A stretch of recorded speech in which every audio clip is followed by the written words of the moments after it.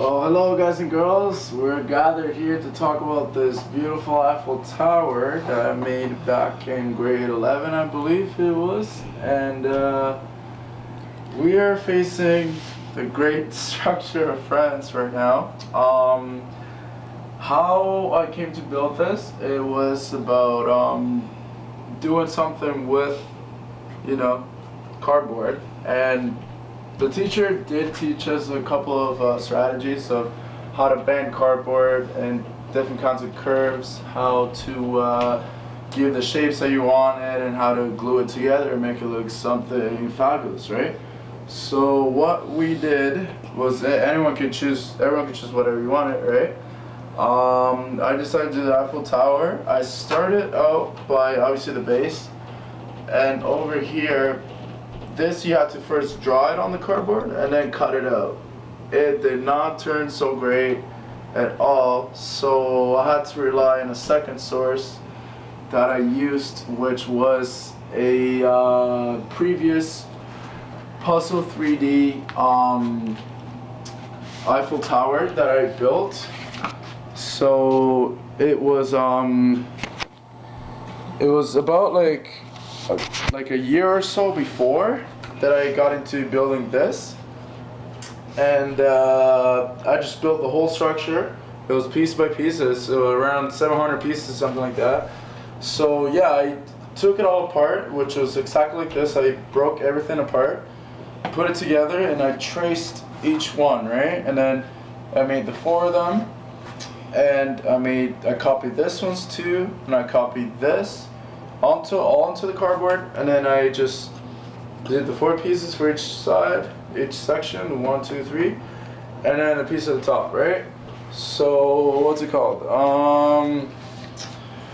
After that, I don't know, I didn't really have to color it or give it any texture or anything like that. So I believe it was around half a year after I finished this, I got the project back from school. I got a mark of, I believe it was a 95 on it, because the teacher, he did find out that, I traced it, and it was kind of cheating, but, I figured that was the best way of making it identical to the structure itself. So I was just screwing around for a bit and did some kind of tracings on it, which this one is diamond shaped, sort of like a fence kind of thing, which represents the Eiffel Tower itself, because it's all pretty much triangles like that going across everywhere.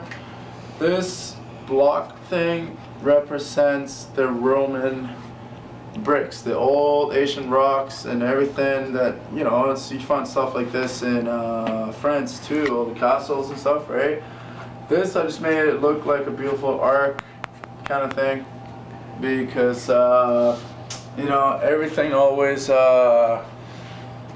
you find it's sort of like a rainbow piece. You always find it everywhere, and this is in memory of my mom's macrame that she's always making. I know it looks like a wooden floor, but I did make it in her memory, and it's just just lines going across, and then the sewing of the thing going up. Up here we have bubbles, which represents water, okay?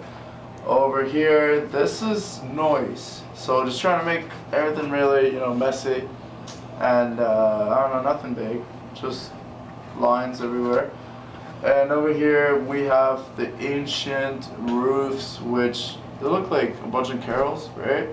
But it's actually, especially in my home country, in Cuba, we have the old bar-ish rooftops, right? So it kind of looks like that. I know it's not exactly, but it's all different shapes.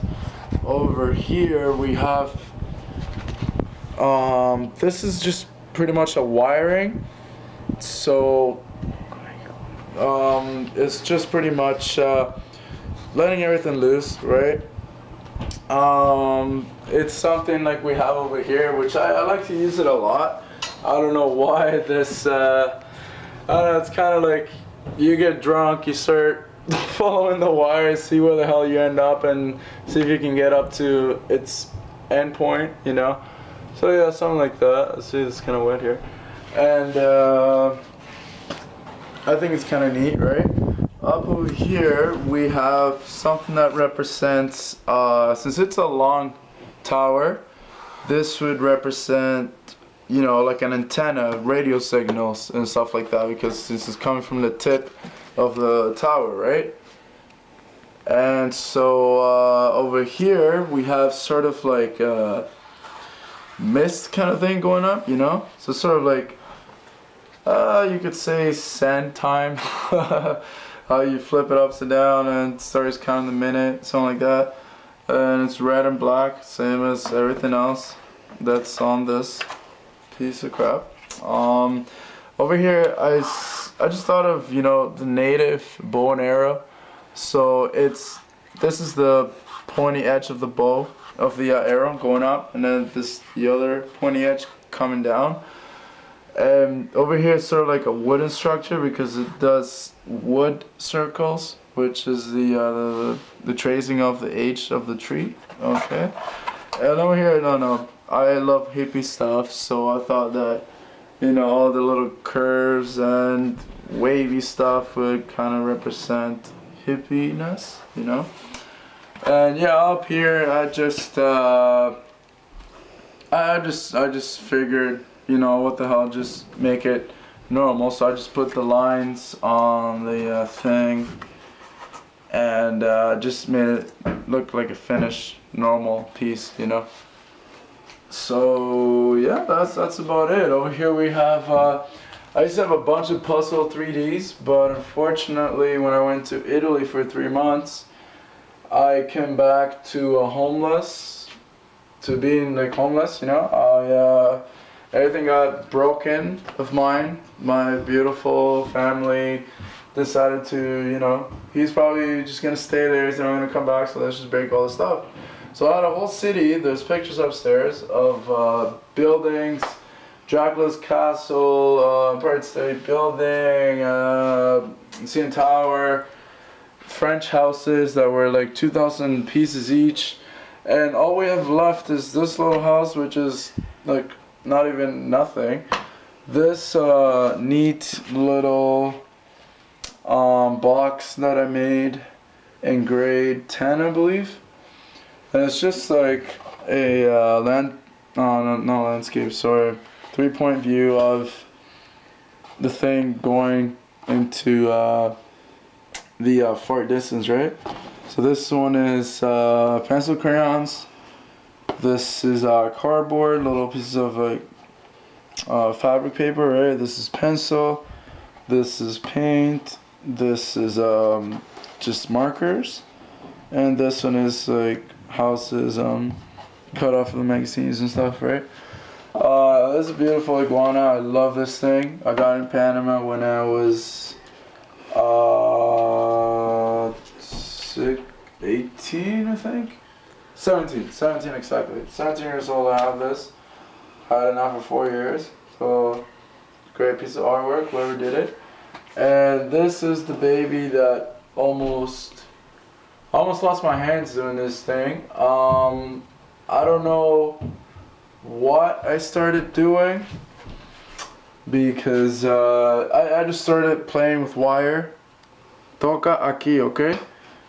I just started playing with wire, and it was the final project of the school, and I was so stressed out. I'm like, what am I gonna do? What am I gonna do? I don't want to do everything that everyone else is doing. You had the option of doing whatever you wanted to do, so I decided, hey, what the hell? So I got a base. I just put a cylinder of copper going all the way up and said, you know what, I can probably turn this into a tree or something. So I said, what the hell, let's just keep going. I tried just covering the main trunk of the tree, right, going up. And then you know in Pocahontas they have this little tree that talks, and there's like a wooden circle thing in the middle. I don't know. Just so that some people, if they didn't know it was a tree, put that there so it represents as a tree. And then this branches here, they were not like spread out like this, like cut apart. They were all together like this before I broke them into that. And my teacher came up to me when it was finished and he said, you know, trees have a lot of branches, so I don't think it would look right if you have them like that. You should cut them off so it looks like, you know, it's more branchy. And it was totally right. Like, I spent so much time trying to curve them and everything, give them the proper curve, but he was right. So I started cutting this, and I didn't really want to. Just because he was there looking at me do it, I said, oh my god, it's gonna mess my whole project up. But that was exactly the look that I needed for my tree, because it did look kind of not finished at all. So he gave me the right advice, and you know, that's about it. Then my awesome sister put little leaves on it and stuff, and little toys, and it looked good. I wish I could show you more stuff, but not everything is down here. We gotta go upstairs. You can take a look around the room to see some of the other things my sister has recorded. But yeah, that's about it. And then my snake skin over here. That's it. And over here we have this chair that I built in wood shop, which is a really beautiful class. I love it. I say the word beautiful because the things you can make out of it are really useful, really good. So if you ever got that class in high school, take it, please. You will see what I mean as soon as you get there. It was a hard project. It took a good month or so. You can probably do this in a day if you really had everything. All the plans, all the wood, all the tools, especially, you know. But yeah, it's a lot of sanding, a lot of edging you gotta do, a lot of, you know, concentration to get everything right. You don't wanna nail something in the wrong spot and like mess it up, the whole project. So you gotta be really careful with it. A lot of the time also spent was on pieces of wood cracking and not going together, and like this curve here, for example, none of it was easy. So yeah, it did take a long time, you know, nailing this into the back piece over here. I'll lift it up right now to show you, but too much work. Not really, but you know, whatever. And yeah, it took a lot of process, because some parts you had to attach it, give it a day to dry, and then for you to do the other part and gluing and everything. So it was a lot of work. So yeah, now that I go back to saying before that it took a day, I don't think it probably took a day. Yeah, probably a good 3 or 4 days, because you do have to give it some time to dry and then enable for you to move to your second part, second stage. So yeah, that's about it. And I believe the rest of the stuff would just have to be upstairs, which I will take you on a trip. So that's good to go. Thank you guys. I hope you like my stuff. Thank you.